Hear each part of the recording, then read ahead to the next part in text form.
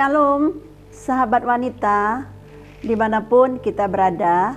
Saya mengucap syukur kepada Tuhan dan saya berdoa setiap kita dalam keadaan yang sehat, sejahtera, dan baik-baik saja. Seperti juga jiwamu baik-baik saja. Amin. Sharing kali ini dengan tema hati yang pulih. Hati yang pulih sangat penting untuk pertumbuhan rohani kita. Untuk itu, mari kita buka Alkitab kita. Kita baca satu ayat dari Yehezkiel 36 ayat yang ke-26. Demikian firman Tuhan, kamu akan kuberikan hati yang baru dan roh yang baru di dalam hatimu, dan aku akan menjauhkan dari tubuhmu hati yang keras dan kuberikan kepadamu hati yang taat. Mengapa Allah mau memulihkan hati manusia? Mari kita lihat ada beberapa alasan yang bisa kita simak. Yang pertama, hati adalah pusat hidup manusia. Baik atau buruknya sikap manusia sering sekali ditentukan oleh keadaan hatinya.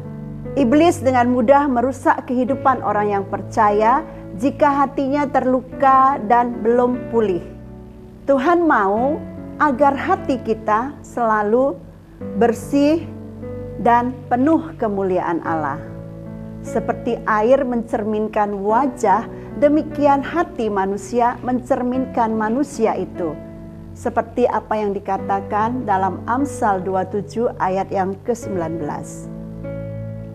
Yang kedua, hati bisa tercemar.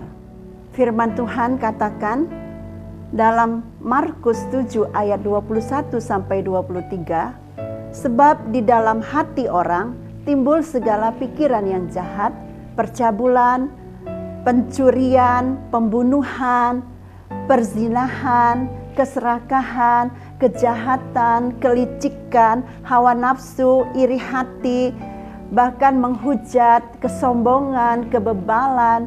Semua hal-hal jahat ini timbul dari dalam dan menajiskan orang.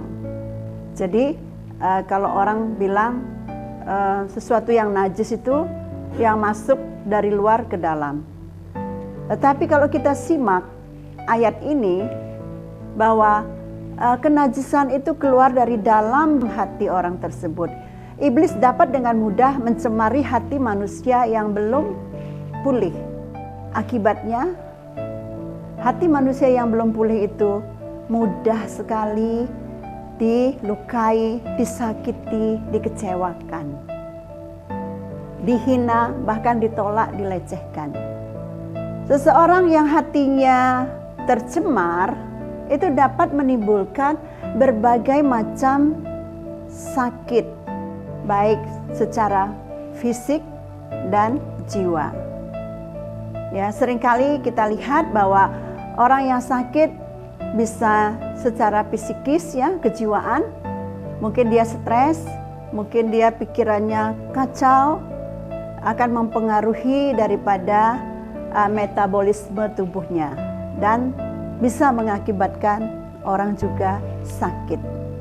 Sebaliknya, jika hati seseorang pulih, maka hal itu akan menyehatkan tubuh dan menyegarkan jiwanya. Oleh karena itu, kita harus berupaya untuk memiliki hati yang bersih dan kudus, supaya kita menjadi tanah yang subur.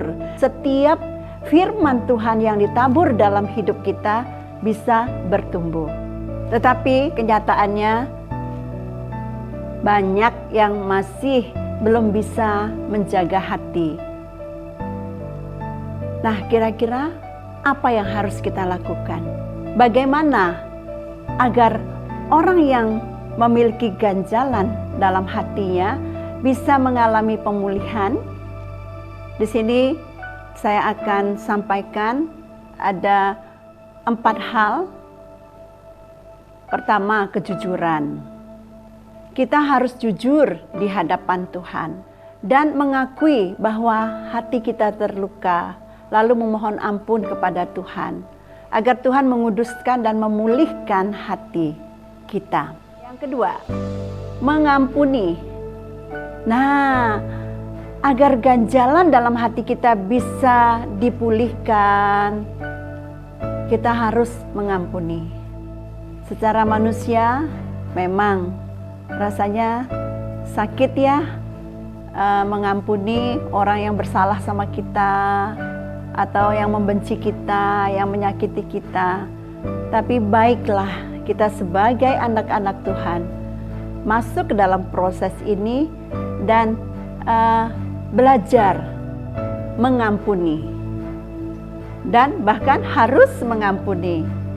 Yang ketiga, kita menerima pemulihan dari Tuhan. Caranya bagaimana? Kita juga harus datang kepada Tuhan untuk menerima pemulihan dan kesembuhan luka batin yang kita alami. Yang berikutnya, komitmen. Harus berkomitmen untuk menjaga hati supaya tetap bersih.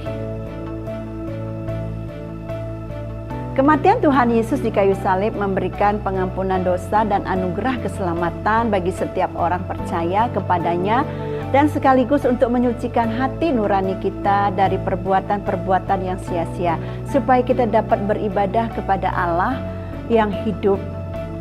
Ketika hati kita dipulihkan dari segala luka, maka kita dapat menghadap Allah dengan hati yang tulus dan keyakinan iman yang teguh, oleh karena hati kita telah dibersihkan dari hati nurani yang jahat, dan tubuh kita telah dibasuh dengan air yang murni. Biarlah sharing ini bisa menjadi acuan bagi kita untuk lebih lagi mengintrospeksi diri kita, menyelidiki hati dan batin kita. Apakah kita masih terluka, ataukah kita masih kecewa, sakit hati, dendam, dan sebagainya. Biarlah pada kesempatan ini Tuhan rindu memulihkan kita. Mari kita ambil langkah respon untuk jujur kepada Tuhan, mengampuni, dan juga mau untuk dipulihkan. Dan berikutnya, kita harus komitmen melakukan hal-hal yang baik, berpikir yang baik, yang kudus. Itu yang perlu dijaga. Demikian sharing saya. Tuhan Yesus memberkati.